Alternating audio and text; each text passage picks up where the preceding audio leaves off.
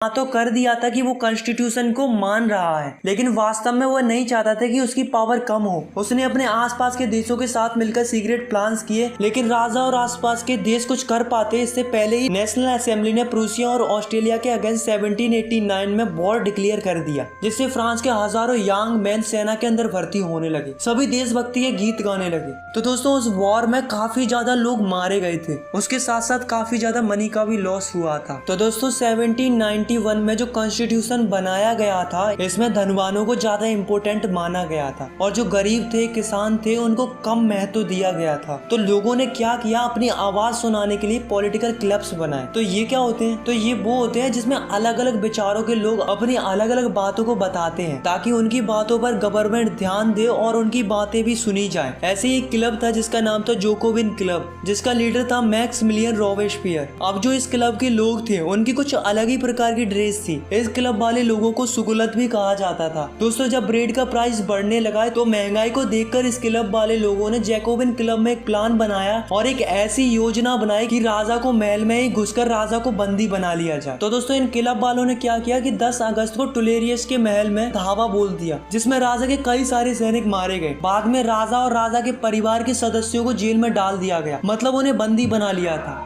और फिर national assembly ने चुनाव कराए। फाइनली 21 सितंबर 1792 को राजाशाही राजतंत्र का अंत कर दिया गया और फिर मोनार्ची सिस्टम खत्म हुआ और एक नया रिपब्लिक सिस्टम यानी कि वोट डालने का सिलसिला शुरू हुआ। अब जो फ्रांस था वो एक रिपब्लिक कंट्री बन चुका था और जो लुइस 16 था जो बंदी बना लिया गया था उसे राजद्रोह के आरोप में मौत की सजा सुना दी गई। फाइनली 21 जनवरी 1793 को प्लेस दी कॉन्कार्ड में राजा को ग्लोटिन से सर काट कर मार दिया गया और सबको वोट डालने का अधिकार मिल गया। अब जो जोकोविन क्लब की जो सरकार थी यानी कि रोबेस्पियर की सरकार, वो क्या करने लगी कि फ्रांस में जो भी गणतंत्र के खिलाफ होता, चाहे वह उसकी स्वयं की पार्टी का ही क्यों ना हो, उसे जेल में डालकर मुकदमा चलाया जाता था और दोषी पाए जाने पर गुलोटिन पर चढ़ाकर उसका सर कलम कर दिया जाता था। पर जो जैकोबिन क्लब था उसने कम काबिल तारीफ किया था, वो थी एवोल्यूशन ऑफ स्लेवरी। तो ये स्लेवरी क्या थी, तो दोस्तों फ्रांस की जो कॉलोनी थी कैरिबियन में, Martinique, Guadeloupe and San Domingo, तो यहाँ से क्या होता कि कई सारी चीजें इंपोर्ट होकर फ्रांस के अंदर आती थी, जैसे कि तंबाकू, इंडिगो, शुगर, कॉफी। तो इस तरीके की चीजें यहाँ से फ्रांस के अंदर आती थी। पर प्रॉब्लम क्या थी कि इन चीजों को बनाने के लिए वहां पर कई सारी लेबर्स की जरूरत पड़ती थी और यहाँ से काम करने के लिए वहां जाने के लिए कोई तैयारी नहीं था। तो इसके लिए जो फ्रांस के ट्रेडर्स होते थे वो क्या करते थे, पहले तो ट्रेडर्स फ्रांस से निकलते थे और अफ्रीकन कोस्ट तक जाते थे और फिर वहां से लोगों को खरीदा जाता था और उन्हें हाथों में हथकड़ियां डालकर अटलांटिक महासागर से होकर करेबियाई देशों तक ले जाया जाता था। वहां पर उनसे जबरदस्ती काम कराया जाता था।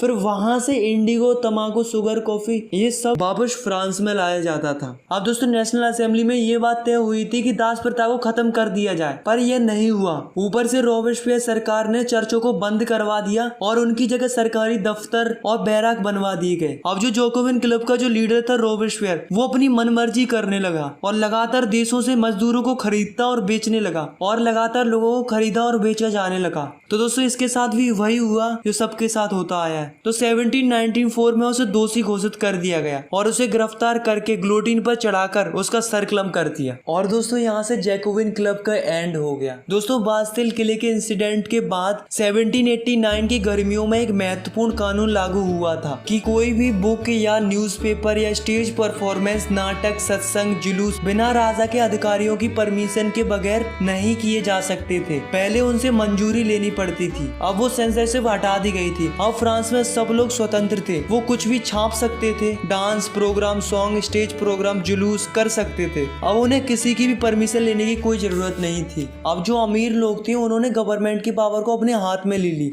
फिर उसके बाद एक नया कॉन्स्टिट्यूशन बना, फिर उसके अनुसार जिसके पास ज्यादा पैसा होगा वही वोट कर सकता था। इस कॉन्स्टिट्यूशन के अकॉर्डिंग 2 लेजिस्लेटिव काउंसिल बनाई गई। इन दोनों काउंसिल का काम था कि 5 मेंबर की बॉडी बनाना, यानी कि एक दूसरे में तकरार होने लगी, जिसका फायदा नेपोलियन बोनापार्ट ने उठाया। 1804 में फ्रांस का एक नया राजा बना जिसका नाम था नेपोलियन बोनापार्ट। नेपोलियन ने पहले तो यूरोप के लिए बहुत कुछ किया तो लोगों को लगा अच्छा है, लेकिन बाद में पता चला कि नेपोलियन तो बहुत ही क्रूअल किंग था। फाइनली 1815 में वाटरलू की लड़ाई में नेपोलियन हार गया। तो दोस्तों अभी क्लास 9th में इतना ही है। अगर आपको ये वीडियो पसंद आई तो यार वीडियो को लाइक करो, चैनल को सब्सक्राइब करो और भी क्लास 9th की वीडियोस आगे देखने के लिए। अगर आपको कुछ भी डाउट है या फिर कुछ भी पूछना है तो आप मुझे नीचे कमेंट कर सकते हो, मैं आपके कमेंट का रिप्लाई देने की पूरी कोशिश करूंगा। Thanks for watching, take care, bye bye.